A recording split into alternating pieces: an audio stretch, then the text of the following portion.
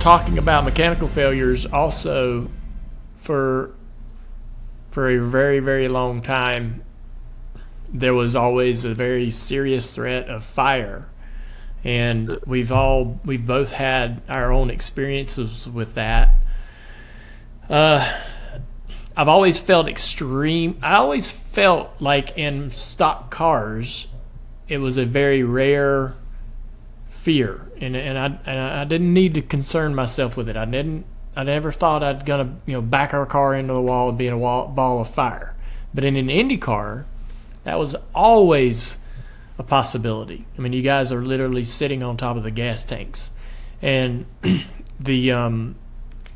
we've seen all kinds of horrific scenes over the years at Indy through the decades. How did you manage, I guess, not only that threat of and that fear of fire, but also to your comments earlier, the injuries and the commonality of crashes always being severe and producing injury. You might not have talked about it openly in the moment when you're doing it, because you can. As a race car driver, you never want to tell people you might fear something or you might be apprehensive about something. But now, looking back on those days, how did you guys compartmentalize the dangers? Because those dangers were never more real in motorsport than in IndyCar in the 60s and 70s and 80s. Yeah, I mean, there's no question about it. And quite honestly, you had to be numb in your mind to these potential dangers because, believe me, you knew that possibilities was there because it was all around you. It was happening to your best friends and so forth. But if you're going to be in a business, you could not dwell on it. You had to just somehow thinking, putting yourself in the hands of, someone bigger than you, and I believed, I'm religious to that point, that I believe that I always have asked for some help, and I think I got it.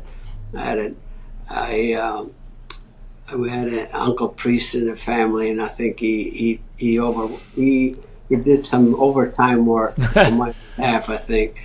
And somehow, I don't know why I was so fortunate.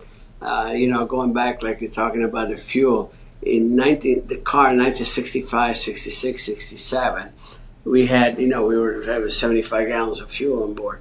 I had, 30 plus 37 gallons on each side, and I was in the middle. You know what I mean? Did I ever, think, oh, well, okay, this could be pretty much a bath here.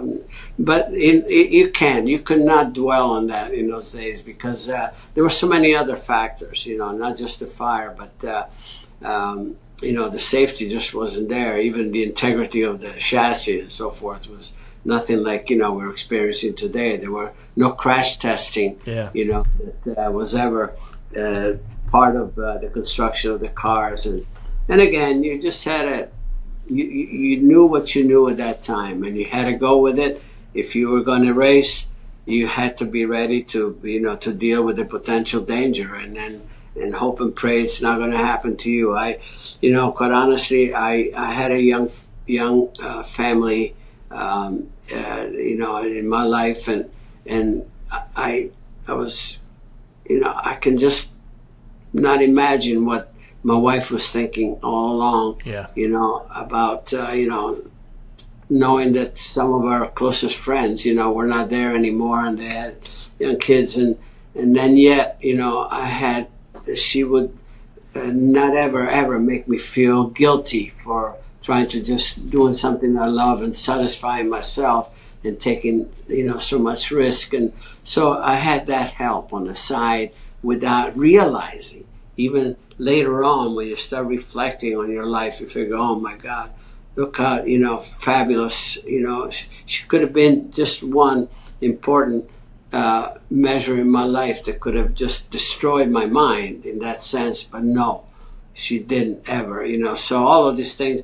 But any of this danger potential was overcome by my desire to do what I wanted to do at all costs. I was just thankful to be there, having that opportunity, and that overrode everything else. And that's all I can say, because, like I said, we're not all that stupid, but sometimes you just want to be numb to certain things and not dwell on it. And that's really what got me through it all. Dale Earnhardt was a rookie at one point. Dale Earnhardt was learning from the veterans and mistake-prone at one point in his career. At a young age, Mario Andretti, at 25 years old, going through all of these processes and having so much success, did it come easy? Was your confidence level through the roof? Were there moments when you stumbled and had questioned what your choices were and what you were doing?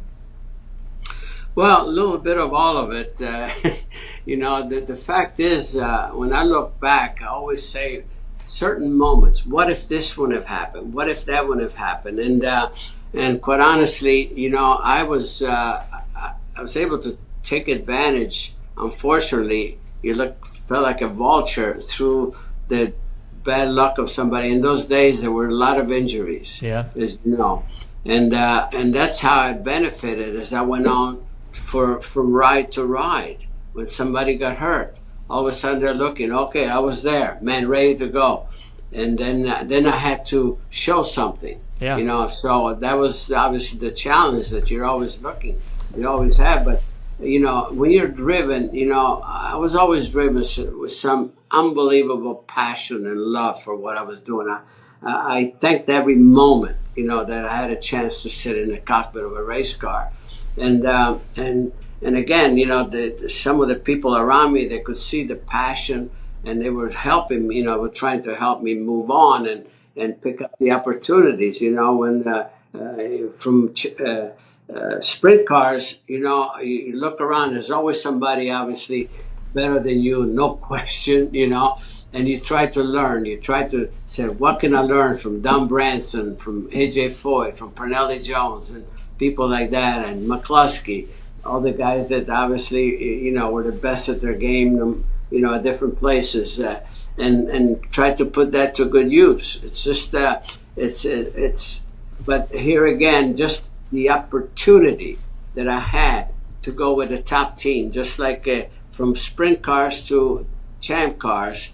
Chuck Hulse was hurt. He was killed in a sprint car that I was in, in a race that I was in just before Indianapolis in 1964. And all of a sudden they don't have a driver. And guess who was in line to test for the team in Trenton before Indianapolis? It was Roger Penske. Yeah. Before me. And he talks about it at times, and sometimes. And then it was Roger or me. But Roger, the last minute, had a commitment somewhere else with his businesses and so forth. So here I am. And it was during the Firestone tire test. Yeah.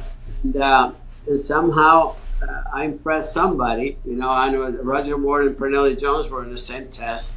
And then Roger Ward, then they got it in the Roadster that I was riding. They were running a rear engine car at the time.